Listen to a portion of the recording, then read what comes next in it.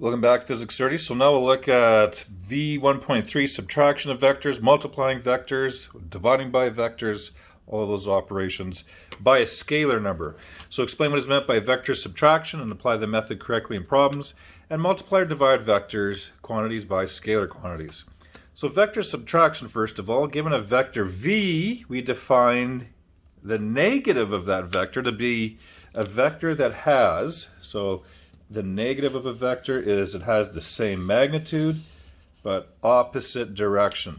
So if this is some vector, we could say, I don't know, it represents maybe 5 meters east, I don't know, looks about maybe 35 degrees north.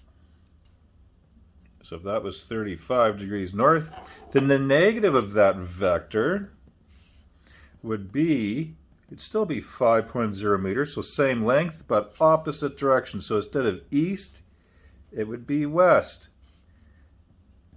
And instead of north, it would be south. So this would be the 35-degree angle there. So complete opposite direction. That's it.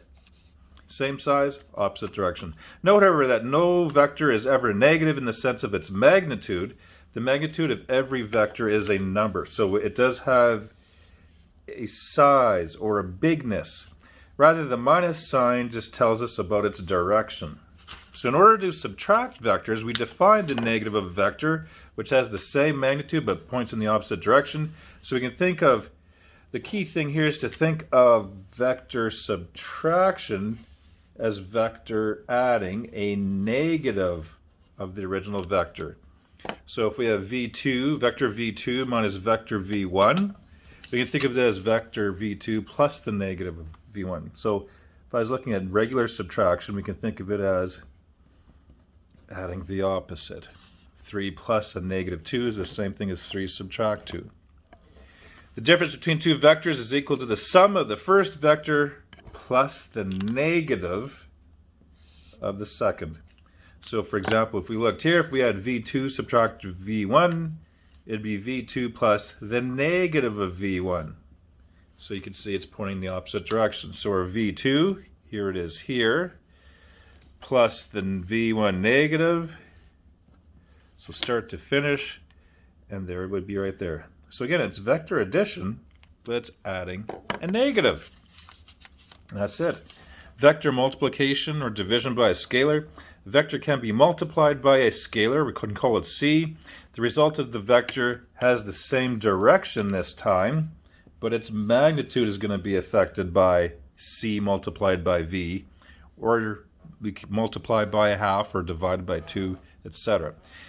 Only if c is negative, then I change it to the opposite direction. So for example, if I look at the flip side, if I have a vector v, let's say vector v just happens to be 1 unit, then 1.5 times that would be, well, 1.5. If I was to take the negative 2 times v, it'd be twice as long, but opposite direction. So if this is north 25 east, it'd be south 25 east. That's it. That's how you handle that. So just change, if I have vector v2 minus vector v1, again, think of it as vector v2 plus the negative of v1, the opposite. So all you have to do is just change the direction of this vector that we are subtracting, and we can add the opposite there. All right, so that was simple. We should be able to do the assignment for that now after that quick part. All right, we'll see you again.